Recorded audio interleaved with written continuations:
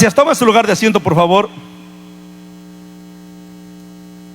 Y seguimos con la temática que hemos llevado los miércoles, que son temas doctrinales.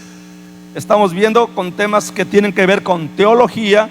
Y la imagen que tienen ahí, que todavía no sale, pero aquí ya me salió en la tablet, a ver cuándo sale. Ya salió ahí. La imagen que tienen ahí, estamos ahorita en el punto número 5, que es neumatología, que tiene todo aquello que ver con el Espíritu Santo. Más o menos estas son las ramas de la teología, Hay teología natural, teología bíblica, teología sistemática, que es donde estamos ahorita, teología dogmática, teología moral. Y obviamente que necesitamos hablar sobre esto porque ya algunos de ustedes ya llevan algunos años en el Evangelio, no son nuevitos, no están empezando. Y sería medio penoso, medio vergonzoso que pasen 10 años, 20 años en el Evangelio y no sepan ya cosas más profundas, cosas más esenciales, que no tengan ni idea ni siquiera de cómo explicar su fe. Y por eso es que tratamos estos temas. Y hoy vamos a hablar acerca de cómo es eso de la llenura del Espíritu Santo. Durante los temas que siguen vamos a estar hablando acerca de ese vivir, de ese caminar con el Espíritu Santo. Ya hablamos anteriormente, hemos hablado en los miércoles que pasaron acerca de quién es el Espíritu Santo. Hablamos acerca de su obra en general en el Antiguo Testamento, en el presente, en el futuro. Hablamos también acerca de la relación del Espíritu Santo con Cristo. Y hablamos también acerca de la obra del Espíritu Santo en el trabajo de salvación del creyente. Y si recapituláramos brevemente lo que tiene que ver con el proceso de salvación del creyente, les decíamos que lo hace como en 2 etapas es un proceso como de 2 pasos, por así decirlo. La primera parte tiene que ver con cómo el Espíritu Santo intenta preparar al ser humano para que venga a Cristo, para que se arrepienta, para que pida perdón. Y por eso Jesús decía que el Espíritu Santo les iba a traer una convicción de pecado por no haber creído en Cristo Jesús.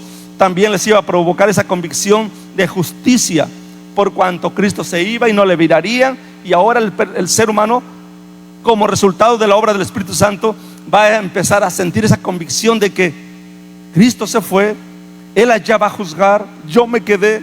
Y dice, y no me verán, me voy a ir. Y esa generación no le volvió a ver jamás.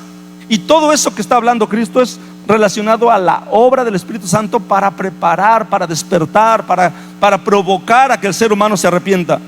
Y luego Jesús dice una tercera cosa, no solamente convicción de pecado, no solamente dice convicción de justicia, sino también dice convicción de juicio. Dice, por cuanto el príncipe de este mundo ya ha sido juzgado. Así que es el Espíritu Santo el que les va a despertar al ser humano una como urgencia de arrepentirse, de que si no se arrepienten están bajo condenación y serán juzgados igual como fue juzgado o como fue condenado el príncipe de este mundo.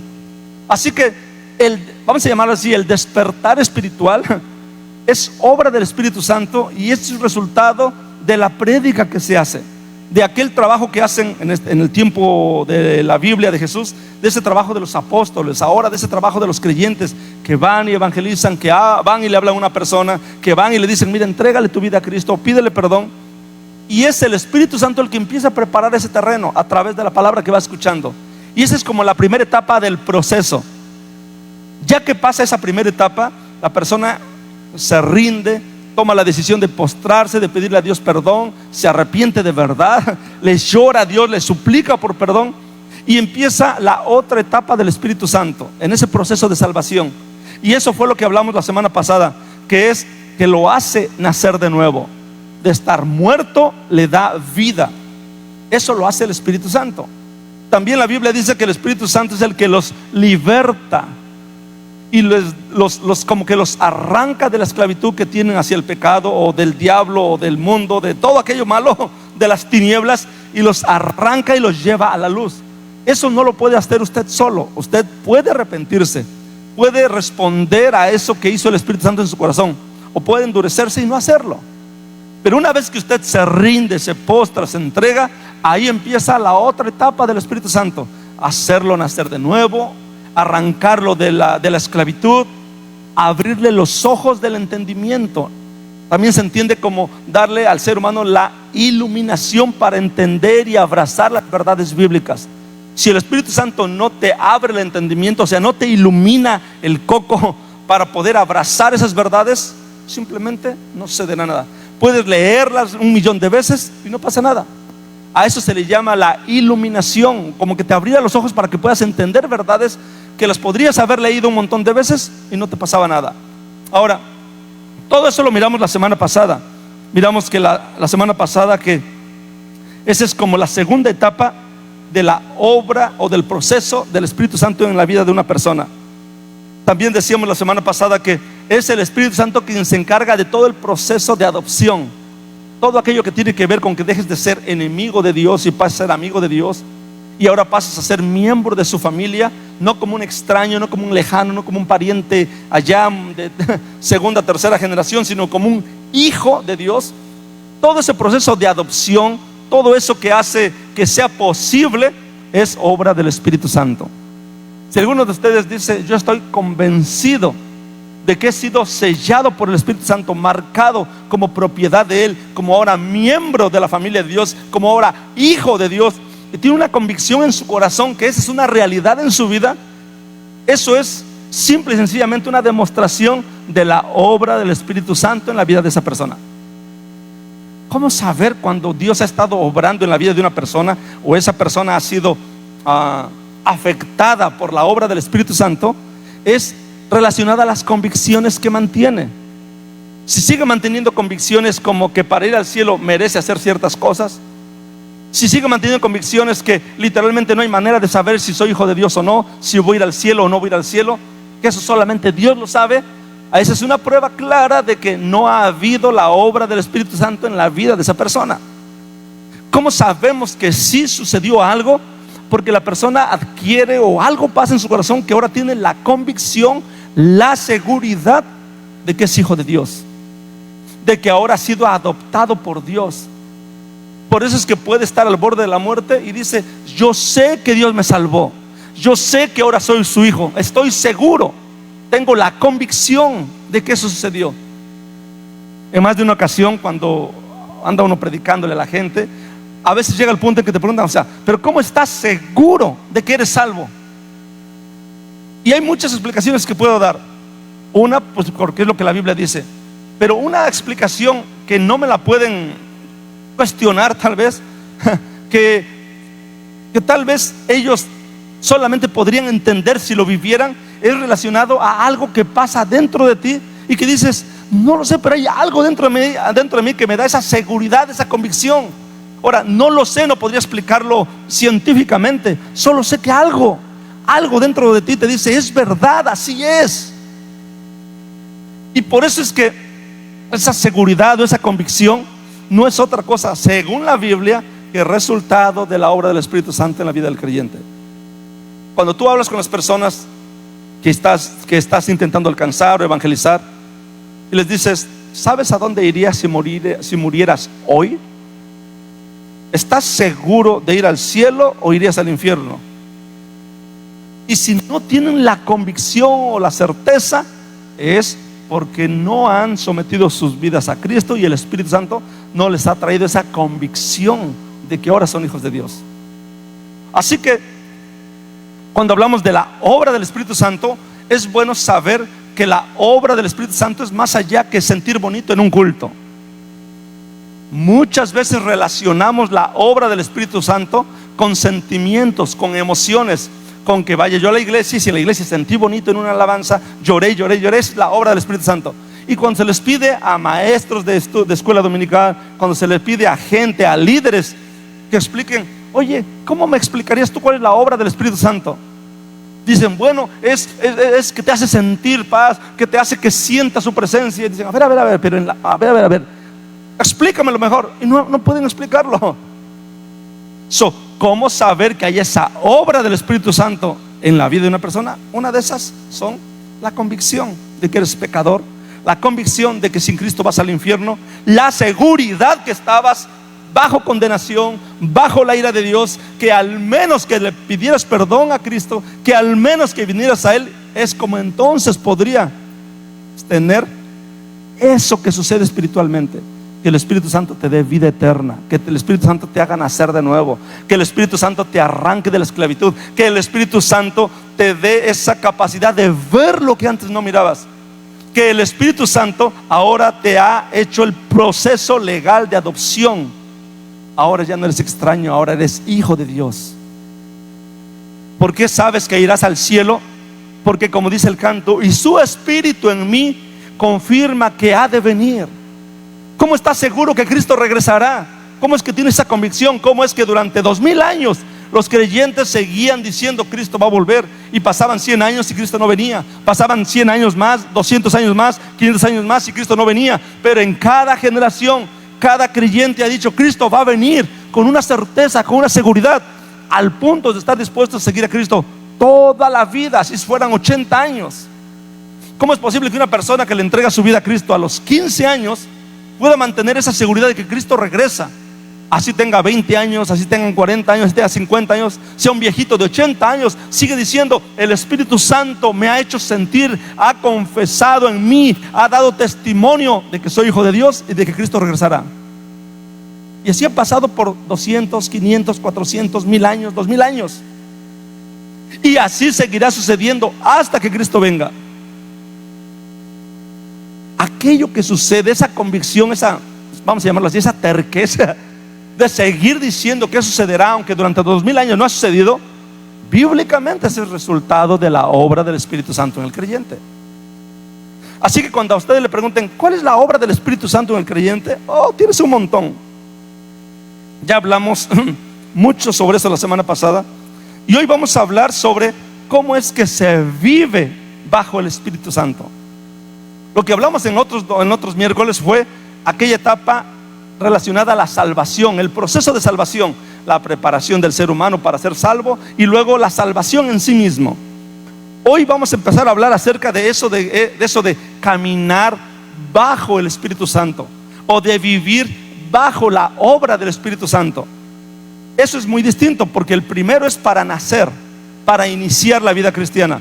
Ahora, hoy y los próximos miércoles vamos a enfocarnos de cómo se vive una vida bajo el gobierno del Espíritu Santo.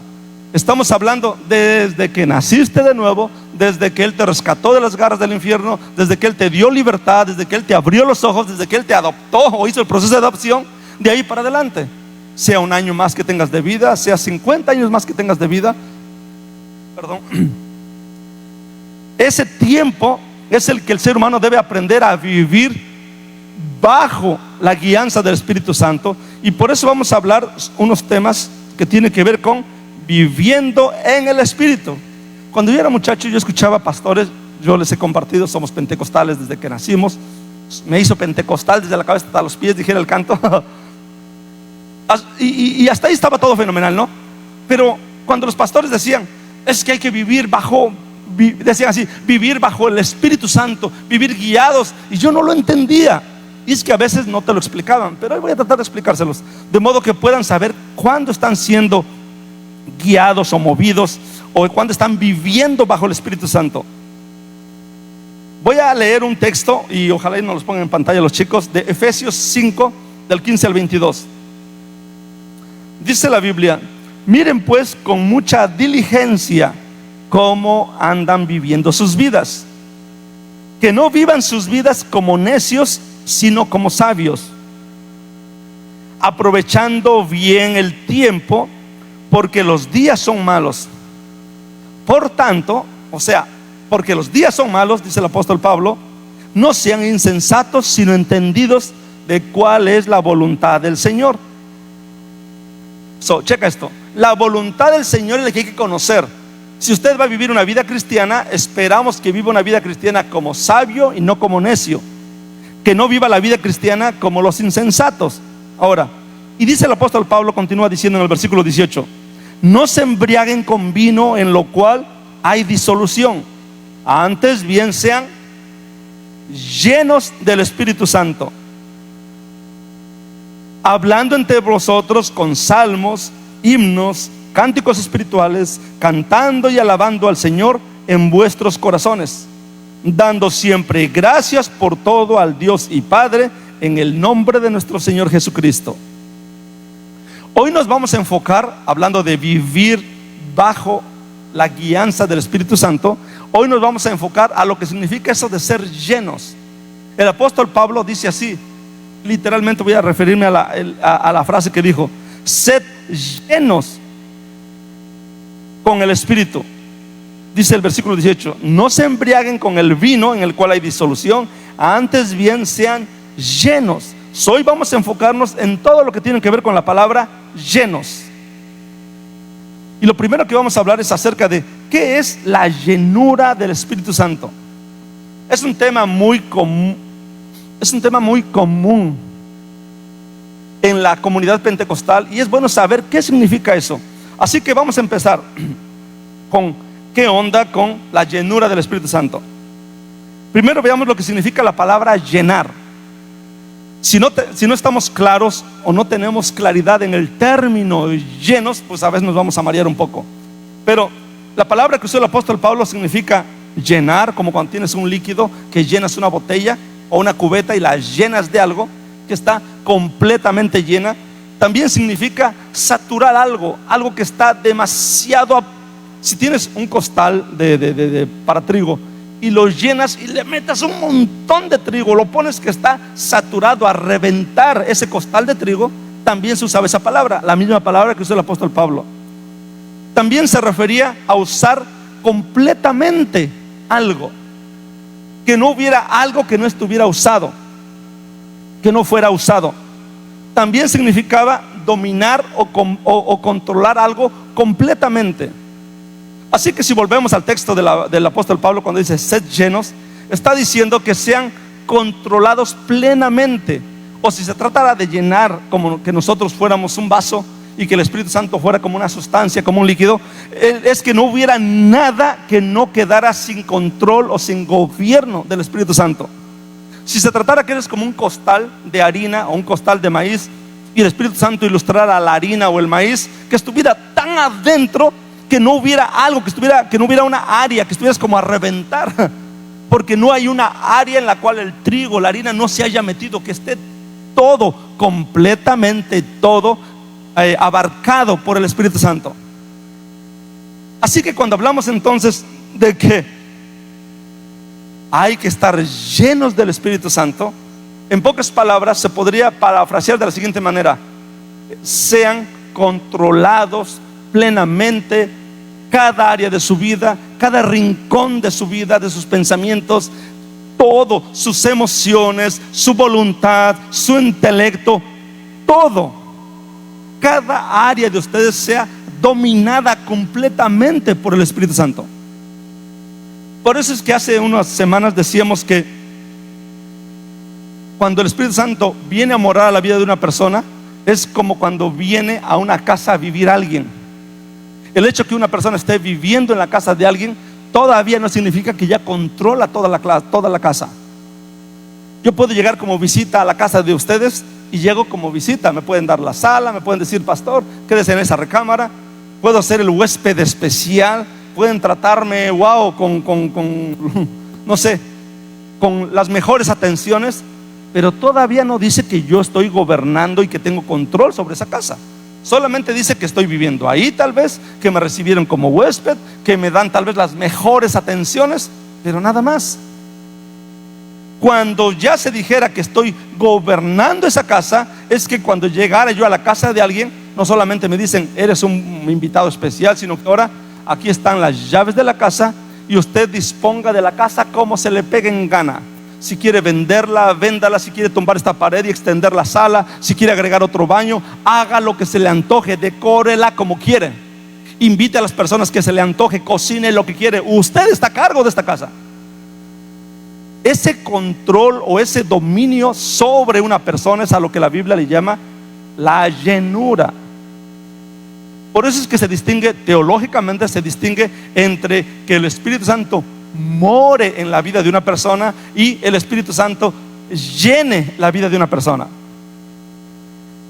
Aquí viene una pregunta obvia, una pregunta obligada. Es que si ustedes son salvos, bíblicamente ya está el Espíritu Santo morando en su vida. Pero la pregunta obligada es: ¿Qué tanto tú has dejado que el Espíritu Santo controle toda tu vida?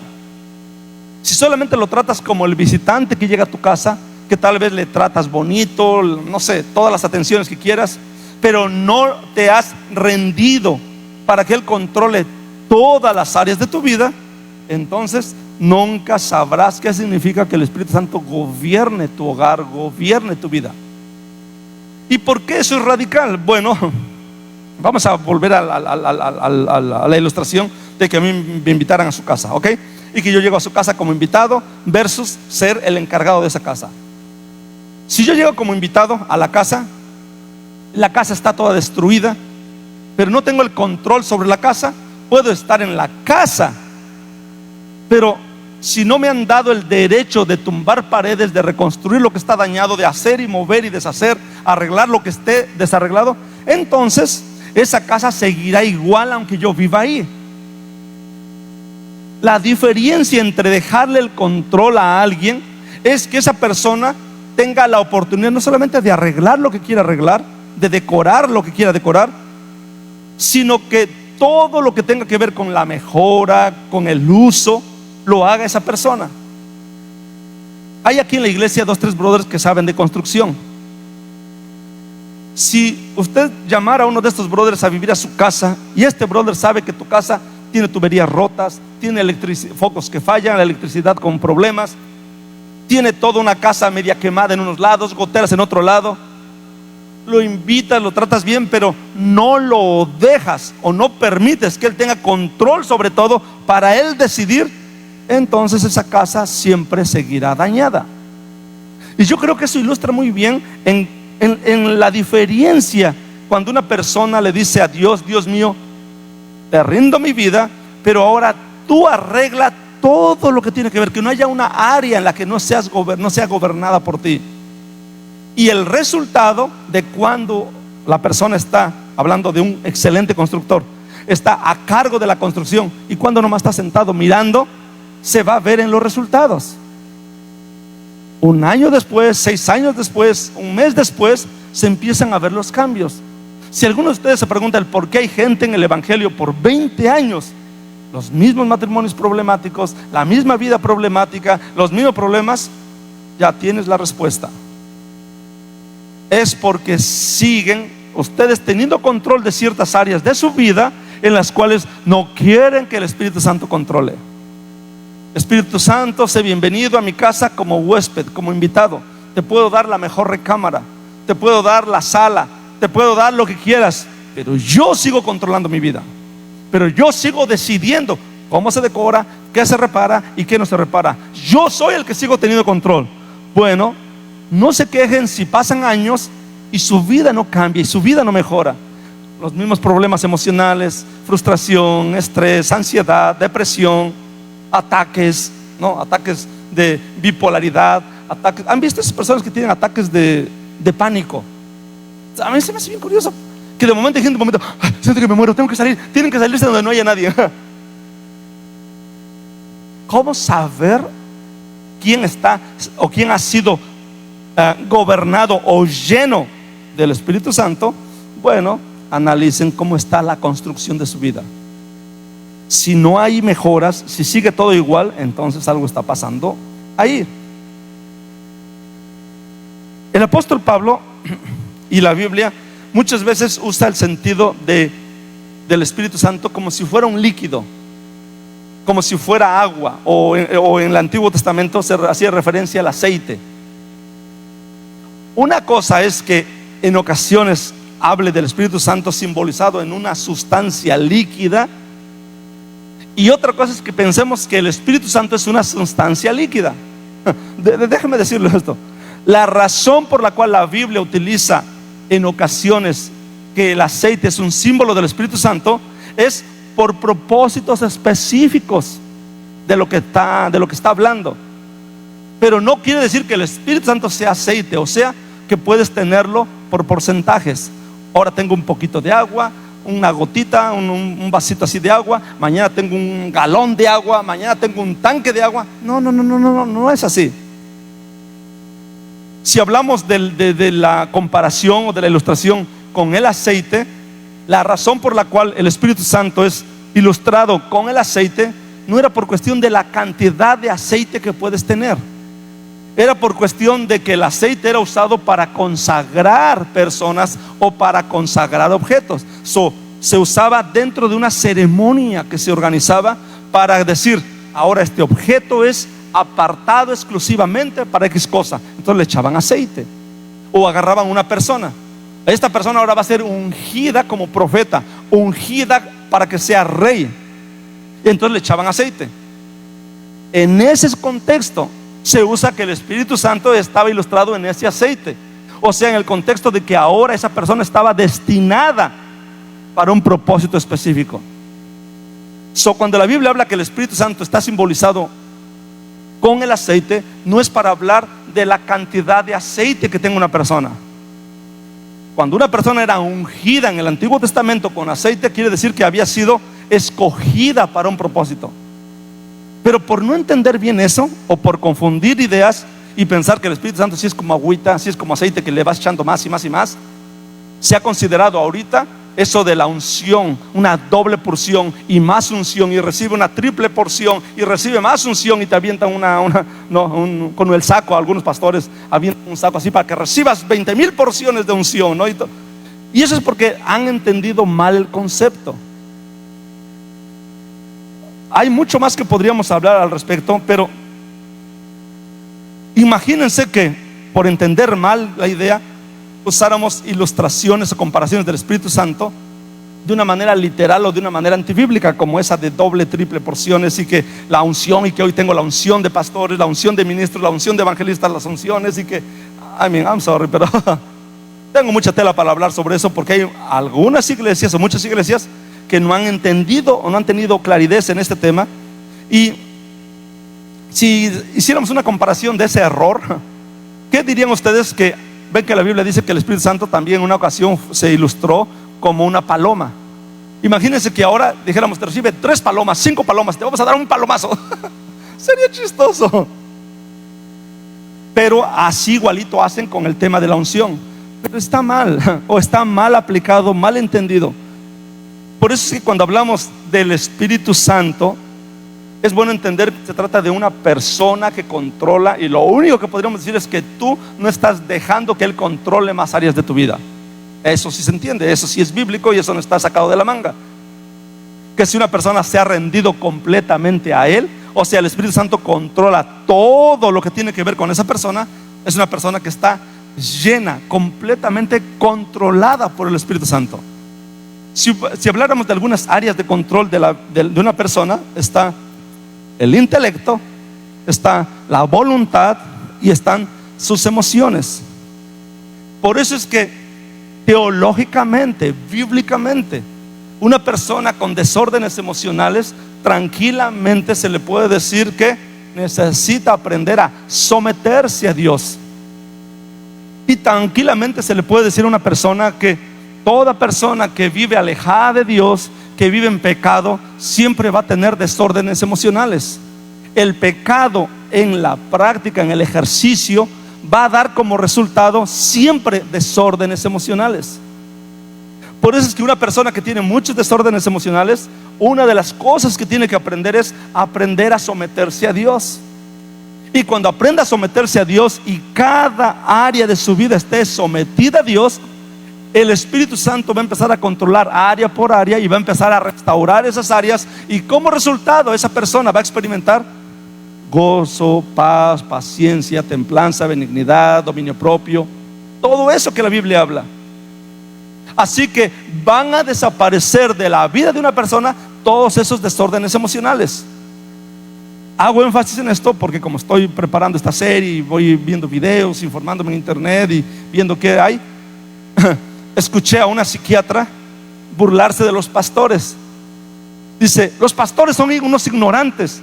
Ellos piensan que los cristianos no van a pasar por depresión. Los pastores deberían mantenerse hablando de temas de la Biblia, no de temas de conducta humana.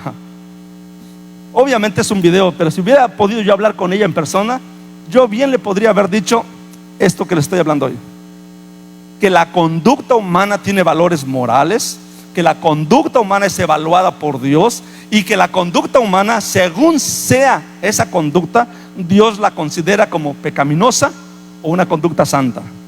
Y curiosamente, toda conducta pecaminosa siempre va a destruir al ser humano, le tuerce la mente y le desarrolla emociones raras, le desarrolla en el corazón de la persona un montón de problemas. Ahora, cuando hablamos entonces del Espíritu Santo, estamos diciendo que no hablamos de que sea un líquido, sino que es una persona que controla y que dirige, y que lo que puede hacer un creyente que ya tiene al Espíritu Santo morando en su corazón es simplemente dejar que sea gobernada cada área de su vida. Entonces podrá decir que está siendo gobernado o ha sido lleno por el Espíritu Santo. Las personas que hablan de esa doble porción, triple porción, y como que si fuera agua, que más agua y más agua y más agua, ¿no? Como si fuera líquido del Espíritu Santo, constantemente hacen referencia a aquel pasaje de Elías y Eliseo. ¿Alguno de ustedes recuerda ese pasaje?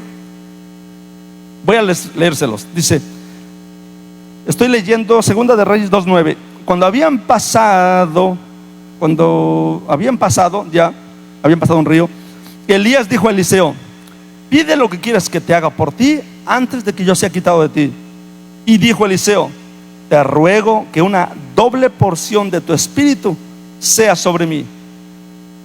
Los que entienden la llenura del Espíritu Santo como una sustancia líquida, ven en este pasaje como una prueba para decir: ya viste, está pidiendo el doble del Espíritu. Por lo tanto, si Elías tenía 5 vasos de espíritu, ¿ok? Ahora Eliseo tiene 10 vasos de espíritu. Esa es la idea, ¿no? El doble. Pero esa no es una correcta interpretación del texto. Toca ir a cómo se dijo, a cómo se entendía en ese tiempo. Y no sé si ustedes lo sabían, pero una regla en el pueblo hebreo era que la herencia de un padre a sus hijos, al hijo mayor le tocaba el doble. Cuando un hijo pedía el doble de algo, era una manera de decir que quiere que lo reconozcan como el principal heredero, como el representante en lugar del papá cuando el papá muriera.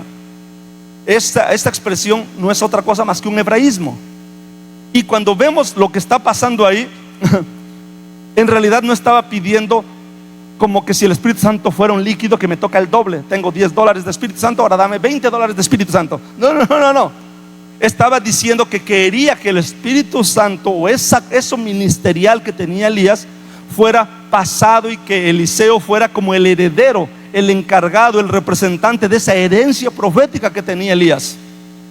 Y cuando se lee más adelante el pasaje, ustedes pueden leer en 2 de Reyes 2:15, dice así: viendo los hijos de los profetas que estaban en Jericó al otro lado, dijeron: el espíritu de Elías reposó sobre Eliseo. La autoridad o aquello que tenía Elías se pasó sobre Eliseo. No se trataba de que ahora tiene el doble de power o más espiritualidad o más unción. No tenía que ver con eso. Decían: aquella autoridad la ha heredado Eliseo. Aquel llamado espiritual o aquello sobrenatural o aquel poder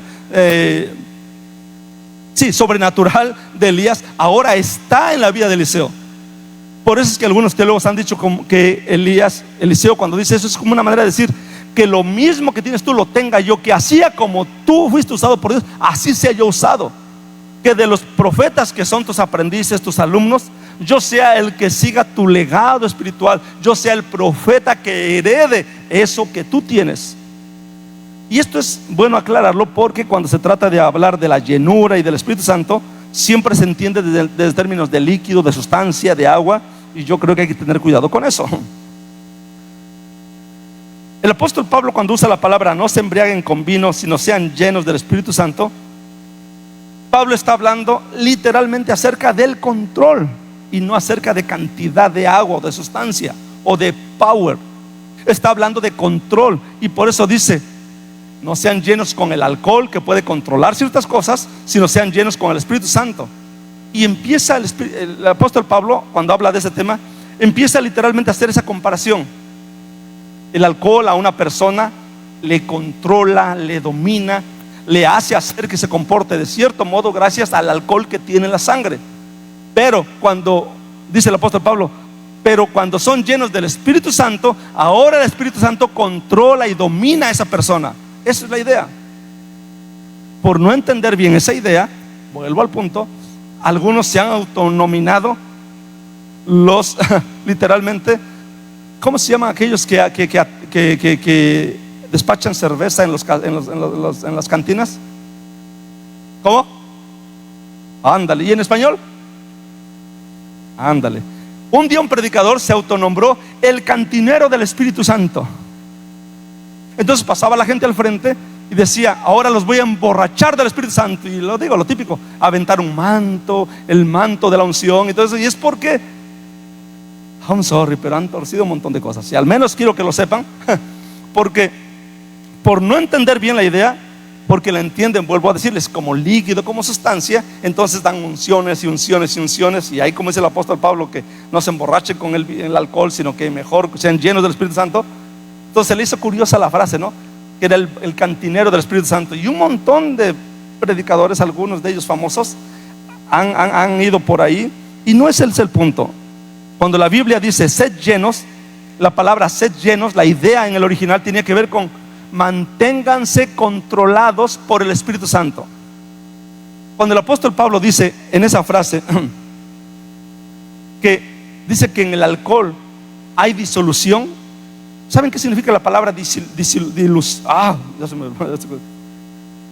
ya va a ser disolución? Cuando alguien dice que tiene una vida disoluta, ¿se acuerdan de esa palabra? Es una palabra desenfrenada o sin control. En el alcohol hay desenfreno y no hay control. Y es lo que dice el apóstol Pablo, que en el alcohol hay esa conducta de desenfreno y de descontrol. Pero en el Espíritu Santo hay todo lo contrario, hay control, hay dominio propio. Y este pequeño detalle que está ahí en la Biblia es una buena reprensión para la gente que en la iglesia, en el afán de demostrar una manifestación del Espíritu Santo, hacen mucho descontrol, mucho desorden, porque piensan que están siendo gobernados por el Espíritu Santo. Y esa manifestación de la obra del Espíritu Santo es el descontrol, y es totalmente lo opuesto a lo que dice la Biblia. La Biblia dice: en el alcohol hay descontrol, hay desorden, pero bajo la obra del Espíritu Santo hay dominio propio, hay control. Y es que el apóstol Pablo desde esos tiempos miró una iglesia, la iglesia de Corinto, que es la iglesia que más se usa, el apóstol Pablo más duro les da. Era una iglesia que tal vez tenía mucho a lo que tienen muchas iglesias de hoy. Aparentemente muchas manifestaciones durante sus servicios, durante sus reuniones. Hablaban algunos de ellos tal vez en lenguas, pero eran muy desordenados. Y el apóstol Pablo dice: no me salgan con esas cosas. Literalmente toca saber que en toda vida donde el Espíritu Santo está gobernando, hay control, hay dominio propio, hay orden. Si una iglesia está siendo llena del Espíritu Santo, está siendo gobernada por el Espíritu Santo gobierna a los que viven, a los que asisten en esa iglesia. Entonces esa iglesia se debe caracterizar por una iglesia donde hay orden, dominio propio, control. Y cuando es una iglesia donde le dan la rienda suelta a la hilacha, dicen: no, algo no está bien. Yo toda la vida he crecido en iglesias, y mis hermanos han tocado o tenían grupos cristianos donde van a tocar a bodas, 15 años, aniversarios en iglesias. Y pues a mí me tocaba ir porque yo era el chalán, yo los ayudaba con los instrumentos, yo era el más chiquillo. Y si le contara todo lo que a veces sucede en las iglesias, no todas, pero en algunas iglesias, a veces quitan todas las sillas, se ponen todos a dar vueltas, están llenos del Espíritu Santo, se están aventando, ¿no? Y yo ayer era chamaco y mira, yo me pegaba una divertida, ¿no? Pero ya cuando se toma en serio el tema, uno dice: ¿a poco sí es así? Eso es la unción, eso es el mover del Espíritu. Bueno, habría que ir a la Biblia, porque es la Biblia la que te va a decir que sí y que no. Y una de las cosas que sí dice la Biblia es que debe haber control. ¿Se acuerdan ustedes la canción que decía: no rompa más mi pobre corazón? Sí, ¿se acuerdan? De Caballo Dorado. No me digan que Ay, Dios mío, tú. Ya no se acuerdan de esas cosas. Pues alguien hizo una versión de esa canción, pero con letra, con frases bíblicas, ¿no? Entonces, cuando llegaban grupos y las tocaban, los hermanos, yo los vi, hacían lo mismo, pero ahora según para Dios. Que se agarran así, ¿no? Que se iban moviendo todos, y quitaban así, hacían idénticamente lo mismo. Y como nosotros nunca habíamos ido a los bailes, yo los miraba y dije, estos son bailes. No me digan que no. Pero la gente dice, no, este no es un baile, estamos danzando en el espíritu.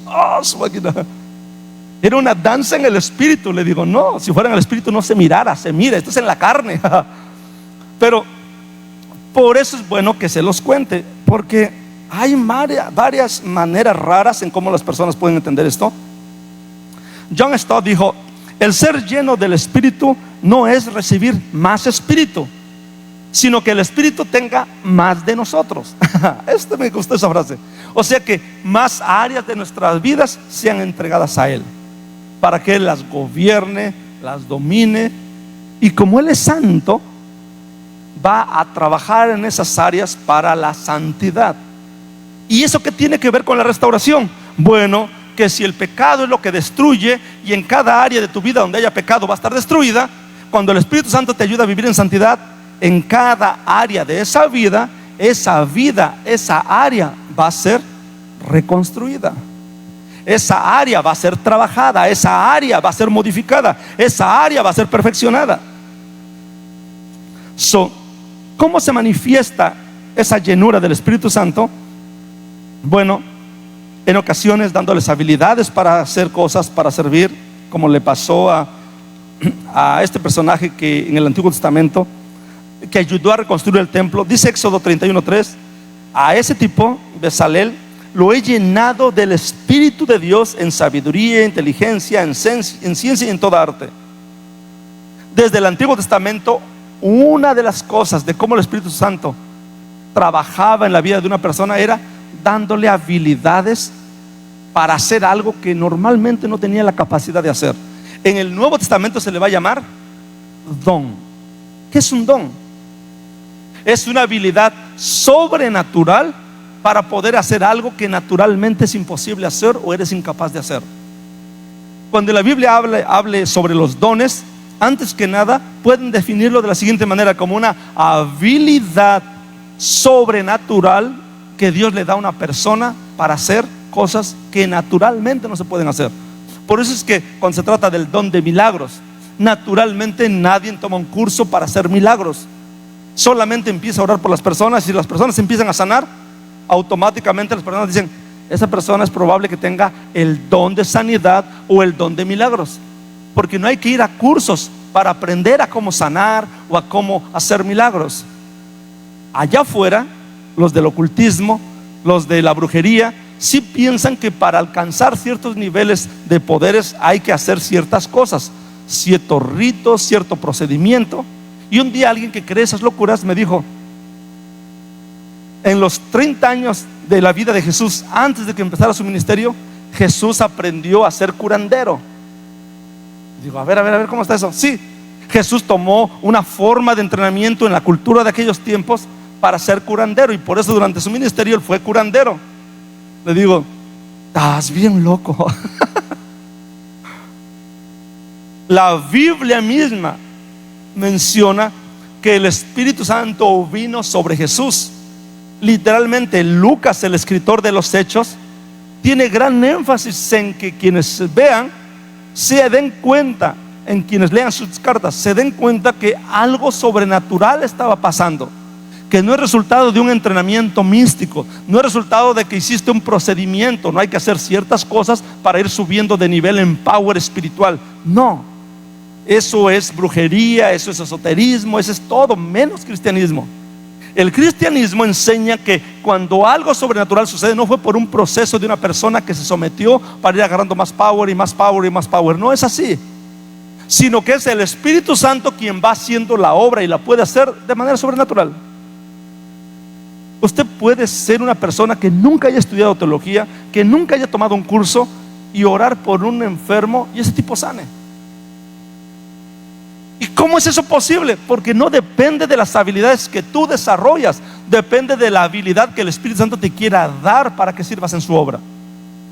Y por eso el pasaje bíblico dice así, que el Espíritu Santo reparte los dones como Él quiere. No es en quién se entrenó más, quién sabe más de Biblia. Hay un montón de doctores en teología que no tienen ningún don y se frustran porque no tienen ningún don. Bueno, tal vez tengan uno, pero ahí muy escondido.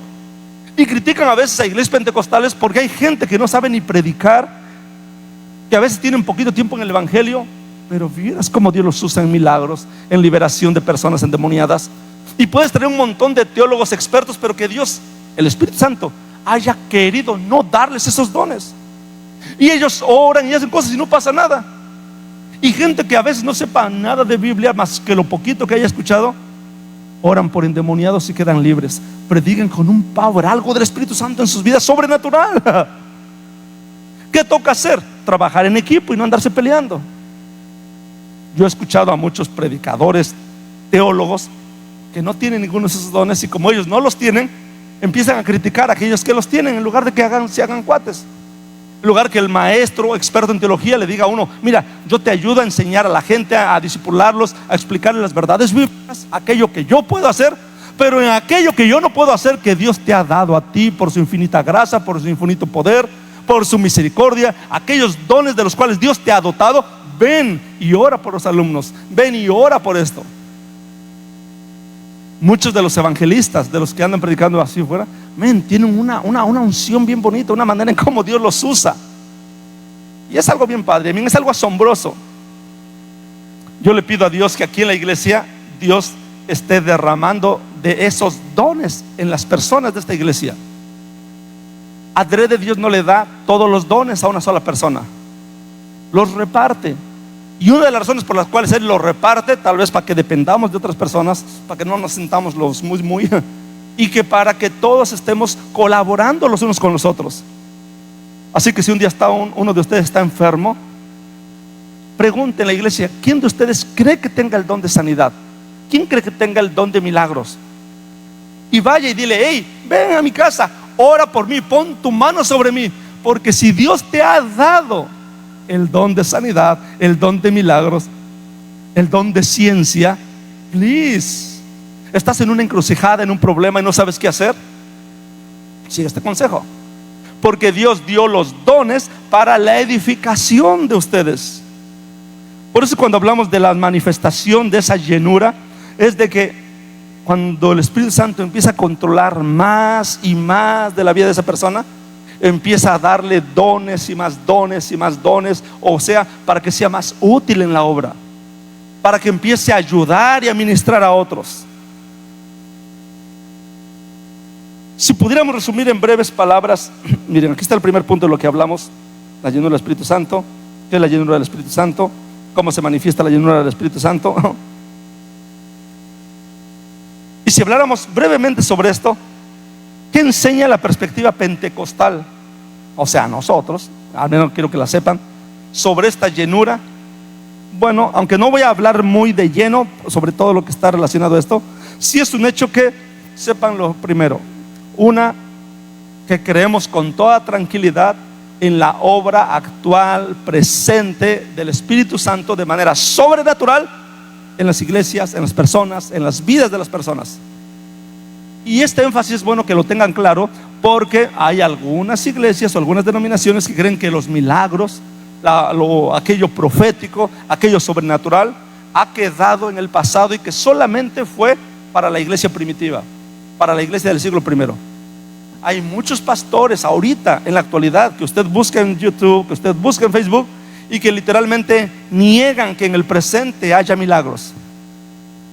Un día un pariente que creció en nuestras iglesias, que vio milagros, un día se fue a estudiar teología, y entre esas locuras así que dicen que ya no hay milagros ahorita, un día habló con mi mamá y le dice a mi mamá: no, pero es que ya eso, los milagros fue para la iglesia primitiva, ahorita ya no hay milagros, ahorita eso ya no sucede. Mi mamá se empieza a reír y le dice: tú mismo, tus papás, tus familiares oraron por ti y tú fuiste sanado de manera sobrenatural. No fueron doctores, no fue nada, tú lo viviste. Eso, no salgas con eso. ¿Qué es una de las cosas que defienden las iglesias pentecostales? De que en la actualidad sí hay un mover del Espíritu Santo de manera sobrenatural, controlando la vida de las personas, haciéndoles actuar. Y es una de las cosas que sepan, que el cristiano literalmente tiene en ellos esa obra del Espíritu Santo. Otra cosita que es bueno que sepan desde la perspectiva pentecostal, y no es solamente lo pentecostal, es lo que dice la Biblia, pero se ha caracterizado el movimiento pentecostal por eso, porque durante muchos años un montón de iglesias no hablaban sobre ese tema. Fue hasta que el movimiento pentecostal surge que empieza a hacer mucho énfasis, y teológicamente empieza a haber toda una nueva explicación que se había abandonado durante años. Miren, un montón de ministerios a lo largo de los años habían dejado de hablar sobre el mover del Espíritu Santo en la vida de las personas, en la actualidad, en sus iglesias. Por eso es que cuando se trata de la obra del Espíritu Santo, se dice que el Espíritu Santo sigue actuando actualmente, sigue actualmente haciendo milagros, y también que sigue literalmente en cada creyente dando de esas capacidades sobrenaturales o esos revestimientos del Espíritu Santo, esos momentos especiales en los que el Espíritu Santo llega a tu vida o hace en tu vida algo distinto a lo que normalmente pasaba. Después vamos a hablar más sobre el bautismo del Espíritu Santo, sobre el hablar en lenguas, pero es un hecho que en la Biblia menciona que personas que ya habían recibido el Espíritu Santo, después dice que fueron llenos de nuevo. Después vamos a hablar acerca de qué es eso que fueron de nuevo llenos, porque eso está en la Biblia y es bueno que lo entendamos. También es bueno que sepamos que como cristianos que creemos en el mover del Espíritu Santo, es que eso es algo que debe ser frecuente y normal en los creyentes. Si hay algo que sí es bueno distinguir con otras iglesias tal vez, es de que hay iglesias que se han enfocado tanto en los conceptos teológicos, y eso es lo único que promueven, que han dejado de predicar acerca del Espíritu Santo, han dejado de hacer énfasis en la obra del Espíritu Santo y en las manifestaciones del Espíritu Santo. Si la Biblia hubiera callado en cuanto a ese tema y no hablara de eso, no hablábamos de eso. Pero la Biblia está llena, todo el Nuevo Testamento, todo el libro de Hechos, no es otra cosa más que la obra del Espíritu Santo en la iglesia. Por eso es que con mucho orgullo, gusto, alegría, los predicadores que empezaron a hacer énfasis en esto y les empezaron a llamar: ustedes son pentecostales, dijeron: yes, somos pentecostales, y deseamos que nuestra iglesia sea caracterizada igual como la iglesia del Pentecostés. Hablaban con denuedo, eran llenos del Espíritu Santo, incluso llegaron a hablar en lenguas para que otras personas conocieran del Evangelio. Tenían un power, algo sobrenatural en sus vidas, y eso sería fenomenal que cada iglesia lo siga teniendo. Yo añoro con que esta iglesia, cada creyente literalmente sea gobernado completamente por el Espíritu Santo. No solamente un poquito, no solamente una área, sino todo, al punto de que el Espíritu Santo haga con esta iglesia lo que a él le plazca. La Biblia dice que Cristo es la cabeza de la iglesia. Pues haz de cuenta que el Espíritu Santo es el que hace que tu huevo se mueva después de que Cristo dio la orden. Si mi cabeza fuera Cristo y dijera: ok, Isaí, no, por así decirlo, mano, agarra la tablet, el Espíritu Santo te agarra la mano y va y que agarre la tablet. Cuando se trata de lo que hace el Espíritu Santo en la iglesia, es quien hace posible que cada creyente vaya a donde Cristo quería llegar. Es que el Espíritu Santo haga todo aquello que Cristo quiere hacer en su iglesia. Y yo deseo mucho que esta iglesia se caracterice por eso. Así que, ya que el tiempo avanza, me gustaría concluir diciéndoles que no se trata del desorden en una iglesia, se trata del control absoluto del Espíritu Santo sobre esa iglesia. Que la Biblia menciona que no solamente Cristo es Dios, sino que el Espíritu Santo también es Dios. Y que la Biblia menciona que el Espíritu Santo guía, controla, se le puede entristecer, y que deseo que esta iglesia no sea de los que entristecen al Espíritu Santo. Que así como literalmente como pastor les puedo predicar acerca de familias, acerca de X tema de evangelismo, pues también les puedo yo decir que necesitan saber que el Espíritu Santo quiere gobernar toda tu vida, cada área de tu vida, para que Él haga con tu vida lo que a Él le plazca. Y que el día de mañana de esta iglesia, los futuros Eliseos, los futuros Elías, los futuros Billy Graham, los futuros Luis Palau salgan de jóvenes como estos. Dice la Biblia que vuestros viejos verán sueños, nuestros jóvenes profetizarán. Y eso no es algo teórico, no es algo que nomás quedó para el siglo I. ¿Qué les parece si se ponen de pie?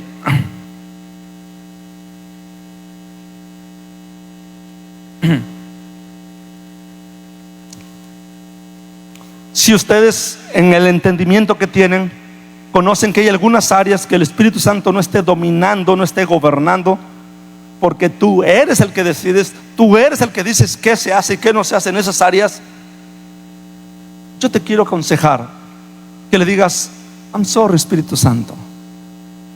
¿Saben una de las razones por las cuales se sostiene que el Espíritu Santo es Dios? Porque acepta adoración, porque le puedes adorar, porque cuando la Biblia dice que sois templo del Espíritu Santo, se está diciendo que en tu cuerpo, en ese templo que eres tú, puedas darle honra y adoración.